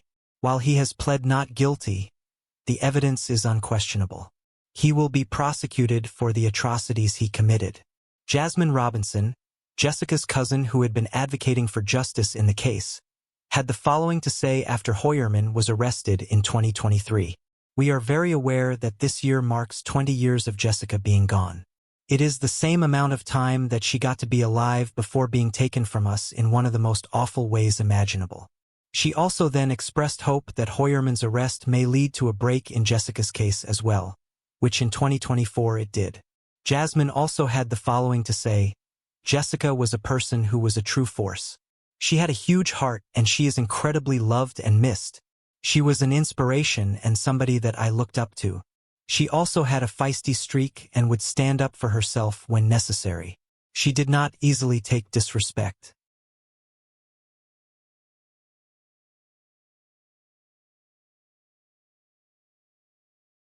What could have shattered the seemingly perfect lives of Helen and Maynard Fine, a beloved couple in the quiet town of Maryville, Tennessee, on a tragic night in May 1977?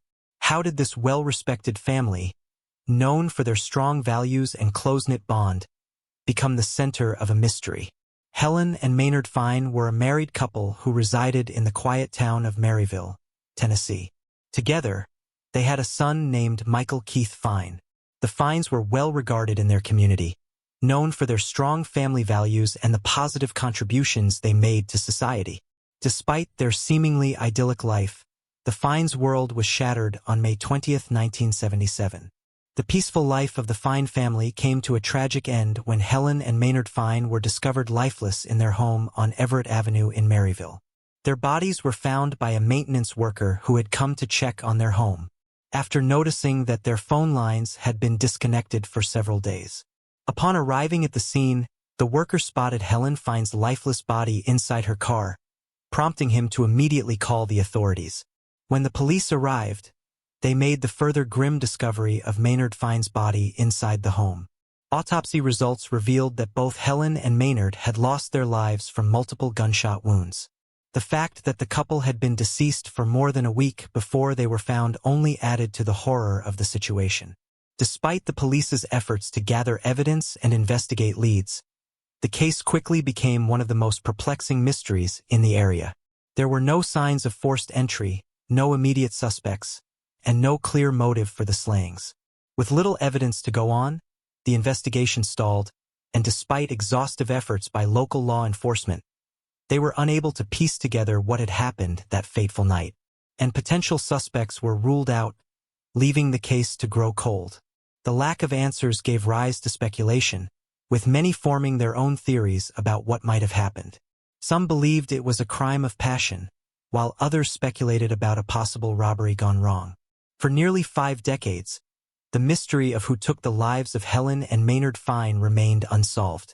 Inquiring about any updates on the long unsolved case, the call prompted investigators to revisit the case, and it was officially reopened.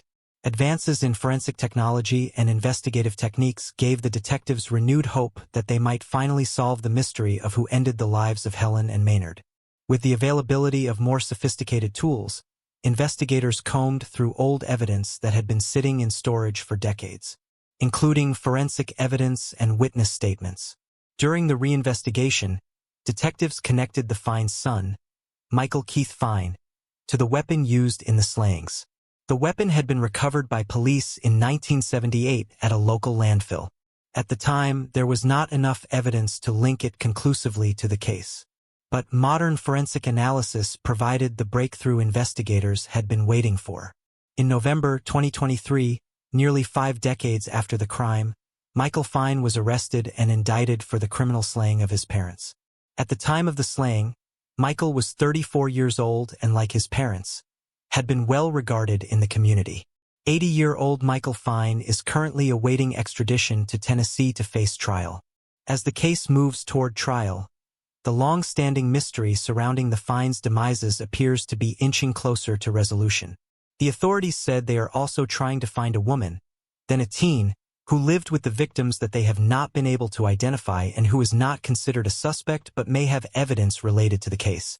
Maryville Police Chief Tony Crisp said that he spoke with the victims' families who expressed gratitude for the closure given up to this point in the investigation and thanked law enforcement for their efforts.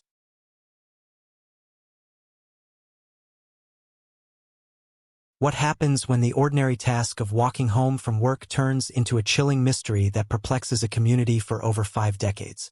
Karen Bentz, an 18-year-old from Akron, Ohio, was a devoted daughter juggling 2 jobs to support her family. On April 28, 1970, her life was cut tragically short when she vanished without a trace. This horrifying crime was not an isolated incident. A 20-year-old from Brimfield Township, Ohio, met a similarly grim fate on September 27, 1975. How did these 2 seemingly unrelated slayings remain unsolved for so long? Karen Bentz was an 18-year-old resident of Akron, Ohio, described by her parents as a caring and adorable daughter.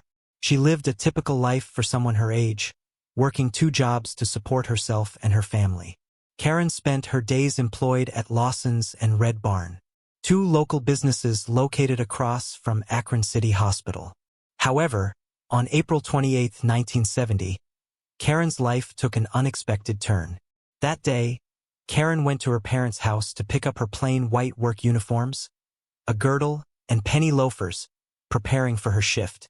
After gathering her things, she left her parents' home to walk the 4 blocks back to her apartment. It was a short walk she had made many times before, but this time something went horribly wrong. The next morning, her body was found just off Indian Hills Road in Talmadge, nearly 6 miles away from her Akron apartment. Karen had been brutally stabbed 7 or 8 times in the chest. Her body was discovered face down, fully clothed, in a remote area. The investigation revealed that she had been lifeless for several hours by the time she was found. Despite the violent nature of her demise, there were no signs of assault. Her belongings were scattered near the crime scene. Police located her girdle, stockings, loafers, and one of her dresses less than a mile from her body. Another white uniform was found 2 miles away at the Southeast Avenue exit of the expressway. As investigators pieced together the evidence, they were left with more questions than answers. How had Karen ended up so far from her home and why? Who could have committed such a horrific crime against a young woman with no known enemies? Despite the clues left behind, the investigation hit an end.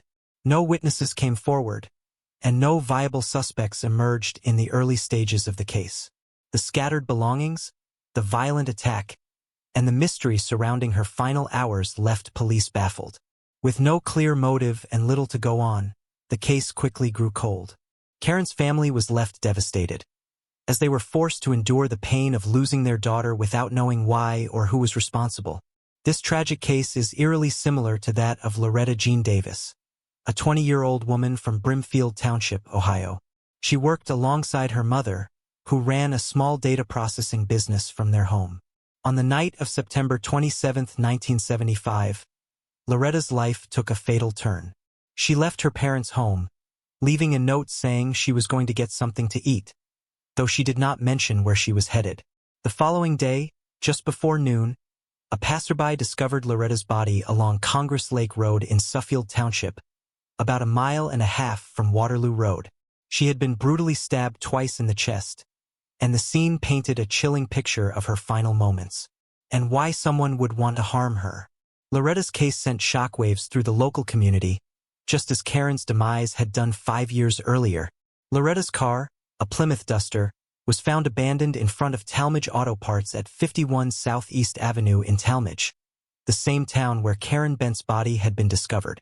Witnesses reported seeing Loretta sitting in a silver 1975 Chrysler Cordoba with an unknown man around 2:30 a.m. just hours before her body was found. This lead initially seemed promising, but despite efforts to track down the man and the vehicle, the trail went cold. The haunting similarities between Loretta and Karen case were impossible to ignore. Both young women were stabbed to their end in or near Talmadge, and both cases left investigators grasping for clues. Despite intensive investigations, both cases remained unsolved, their files slowly gathering as years passed without any breakthrough. After decades of investigation, a breakthrough finally came in September 2019. 75-year-old Gustav Safaris, a resident of Jackson Township, was arrested and charged with the slayings of Karen Bent and Loretta Davis. Authorities had long suspected a connection between the two cases, and after re-examining the evidence, they developed new leads that tied the cases together. Safari's arrest brought a glimmer of hope to the families, who had waited more than 50 years for answers. Safaris was indicted on 8 charges, including kidnapping, attempted assault, and slaying in connection with the brutal demises of Karen and Loretta. His criminal acts, which had haunted Akron for decades, were finally brought to light. The reinvestigation and modern forensic techniques played a key role in building a solid case against him, allowing authorities to pursue justice for the victims whose lives he had so cruelly taken. In April 2023, Safaris was sentenced by Judge Allison Broff to 15 years to life in prison for the slaying of Karen Bent and sentenced to life in prison without parole for the aggravated slaying of Loretta Davis. The conviction was a long-awaited victory for the families of Karen and Loretta, who had lived for decades with the grief of losing their loved ones without knowing who was Safari's sentencing to life in prison, ensures that he will never harm another person, offering a glimmer of solace to those who had waited for the truth. Broff noted that both of the sentences will be run consecutively. She said, "When we consider consecutive sentencing, we consider the harm that has been caused. There is no greater harm in this lifetime than taking the lives of those two women with no regard to who they were. They were daughters, sisters, mothers, friends and aunts, to viciously attack them and slain them in such a heinous way, and then to dump their bodies. Consecutive sentencing is by far more appropriate than a concurrent sentence at this time." During the sentencing, Karen Bentz's sister appeared virtually to give a statement. Sandra Utterback said, "It has been 53 years this month since this monster stabbed her to her end and left her outside like garbage. I wish my parents and siblings were still living to witness this. Although I am glad he finally has to pay for this, it will never bring my sister back. His actions impacted my whole family." She closed her statement by saying, "To you, Gustav Safaras, you destroyed my family when you took the life of my sister, and you will finally be held accountable for your actions. I can never get my sister back no matter what sentence you receive, but at least you will not be able to destroy any more families. God forgive me, but I hope you burn in hell."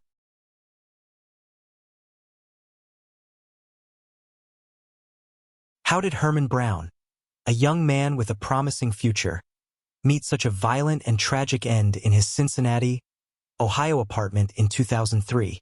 What dark forces were at play on that fateful day? And why did it take 2 decades for the truth to surface? And how did the groundbreaking advances in forensic technology finally bring justice to a case that had long gone cold? Herman Brown was a young man with a future full of promise, living a life that held the potential for great things. However, everything came crashing down on February 15, 2003. On that day, police were called to the 2500 block of Sarvis Court after a concerned 911 caller reported an unusual and strong odor coming from Herman's apartment.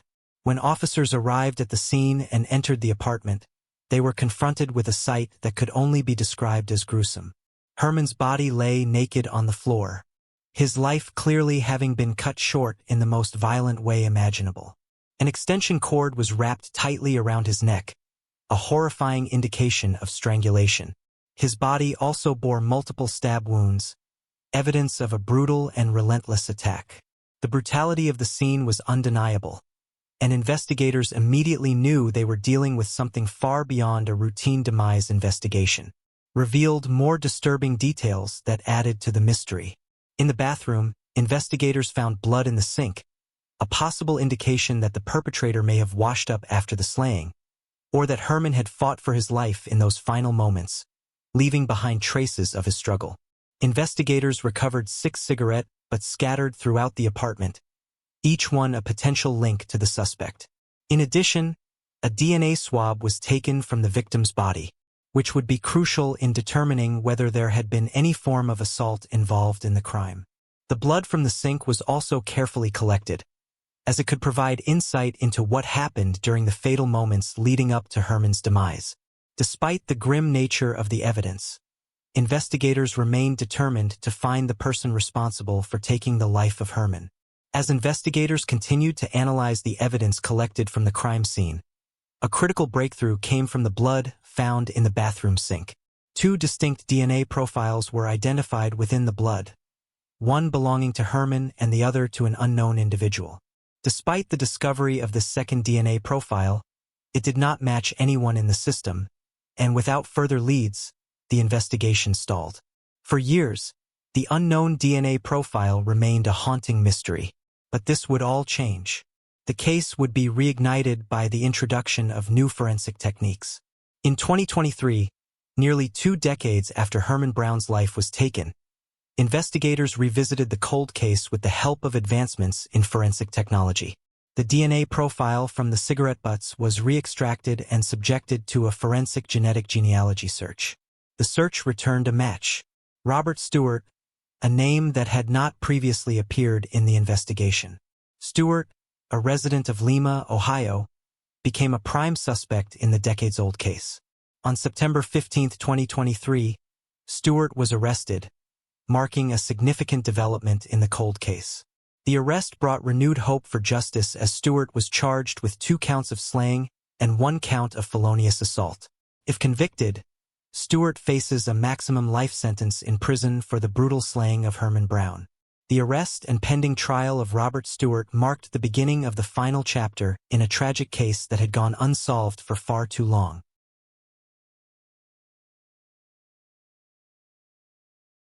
How does a vibrant, community-driven young woman meet such a violent and untimely end in the heart of a bustling city?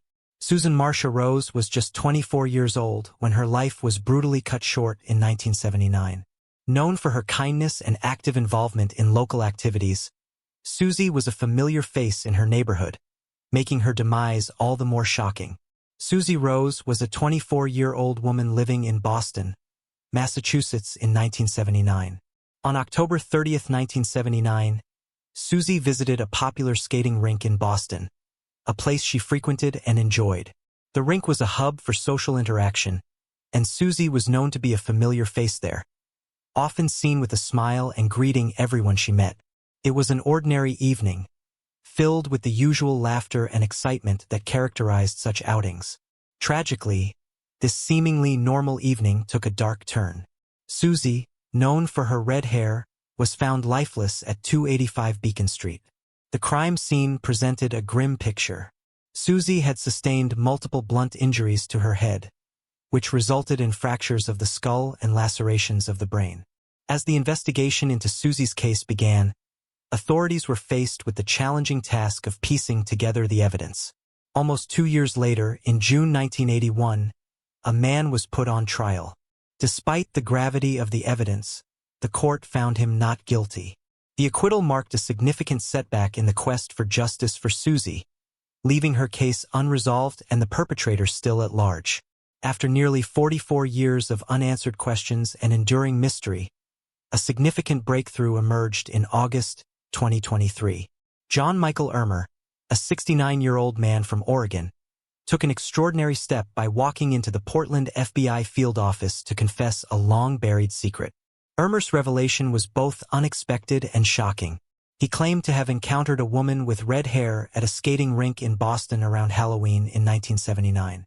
This description closely matched Susie Rose. Ermer provided a detailed account of the events leading up to the slaying. He described how, after meeting the woman, they both entered 285 Beacon Street, a building undergoing renovations at the time. According to Ermer, he seized a hammer from the site and, in a sudden and brutal act of violence, struck the woman on the head, causing fatal injuries. He further detailed that after committing the crime, he fled to New York the following day. The confession prompted a renewed and rigorous investigation into the cold case. Law enforcement officials acted swiftly, obtaining a DNA sample from Ermer for comparison with evidence collected from the crime scene. The meticulous process of matching Ermer's DNA with the samples preserved from the scene confirmed his involvement. This genetic evidence unequivocally linked Ermer to the crime, validating his confession and providing critical confirmation of his guilt.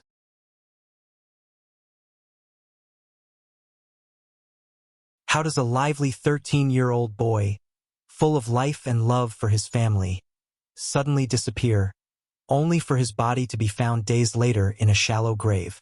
The small town of Terra Alta, West Virginia, was forever changed when Jeremiah Jerry Watkins vanished in 1985. Jeremiah Matthew Watkins, often called Jerry, was a vibrant 13-year-old boy with a zest for life that radiated through his brown eyes. Living in the rolling hills of West Virginia, Jerry was known for his love of Kit Kat chocolates and his adventurous spirit. Despite his young age, Jerry carried a deep sense of responsibility and affection for his family, particularly his infant sister, Jamie Cole. But in November 1985, Jerry was reported missing. The local authorities, along with volunteers from the community, launched an extensive search operation. Despite their best efforts, the search for Jerry yielded no immediate leads, and the growing uncertainty began to weigh heavily on his family and friends. Jerry's tragic fate was confirmed on November 12, 1985, when his body was discovered by searchers in a shallow hole near railroad tracks in Terra Alta. The discovery was made by a group of local volunteers who had joined the search efforts. Their hope for a safe return of Jerry dashed by the grim reality they unearthed. The autopsy conducted on Jerry's body revealed the full extent of the brutality he endured. The medical examiner determined that Jerry had suffered a severe brain bleed from a blow to the head, with the ultimate cause of demise being a stab wound to his back. Despite the immediate and ongoing efforts of local law enforcement and multiple investigative agencies, Jerry's case went cold. His sister, Jamie, who had been just an infant when her brother disappeared, grew up with the heavy burden of his memory. His mother, Enid Nicola, was particularly devastated by the lack of progress in the investigation. The frustration and anger she felt over the unsolved case were compounded by the profound grief of losing her son. For nearly 40 years, the case of Jerry remained one of the many unresolved mysteries that haunted Terra Alta. Early February 2023, Captain Tien Ticknell reopened the investigation into the case and quickly identified several inconsistencies in the statements made by David Monroe Adams, a 56-year-old resident of Westover. Adams, who was 18 at the time of Jerry's disappearance in 1985, had been interviewed multiple times as part of the renewed investigation. The discrepancies in his accounts led Ticknell to scrutinize the case more closely, revealing a pattern that suggested deception. During a series of intensive interviews, Adams eventually confessed to the crime, providing a detailed and unsettling narrative of the events leading to Jerry's demise. According to Adams, the fatal encounter began with a heated argument over a stolen bicycle at his residence in Terra Alta. The argument escalated rapidly, and in a moment of uncontrollable rage, Adams struck the 13-year-old Jerry in the face. The confrontation did not end there. Adams admitted to forcibly taking Jerry to a nearby shed where he fatally stabbed the young boy. In his confession, Adams revealed the disturbing details of how he then dragged Jerry's lifeless body to a shallow hole near the railroad tracks. The site that had been the location where Jerry's body was discovered by searchers just days after he went missing in 1985. The specifics of Adams' confession matched the physical evidence gathered at the scene. This validated long-held suspicions and brought a crucial resolution to a case that had remained open and unsolved for nearly 4 decades. Adams was then officially charged with first-degree slaying following his confession to taking the life of Jerry Watkins. Currently, Adams is being held at the North Central Regional Jail on a $1 million bond. Law enforcement officials have indicated that additional charges could be filed as the investigation continues. The authorities are combing through old case files and reviewing Adams' previous statements for any other potential inconsistencies or details that could strengthen the case against him. Sometimes, Jerry would look at his giggling baby sister in 1985 and ask his mother in a thrilled shriek, "Mommy, when is she gonna walk?" His sister, 38-year-old Jamie Cole, said, "Unfortunately, that day never came for him, and that hurts. That has always been pretty painful for me." She said that after the news of the arrest, she and her mother are still trying to cope. She said, "We are both numb. There is a sense of relief. Well, I do not know if relief is the right word for it.